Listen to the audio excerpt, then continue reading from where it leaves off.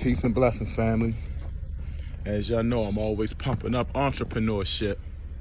But when it starts to snow, you know, you're gonna have to do some things to handle your business. Employees gonna call out, things of that nature. So it's starting to snow a little bit again. Just shovel my walkway while everybody's in the bed cuddled up. The entrepreneur has to go to work. But that's okay though. I'll reap the benefits, you know? So, hey man, be safe out here if you up in Northeast USA. I'm in Baltimore. Be careful. Still sticking a little bit. Cars cleaned off. And we about that work. All right, y'all. Be safe. Manufacture, produce. We out of here.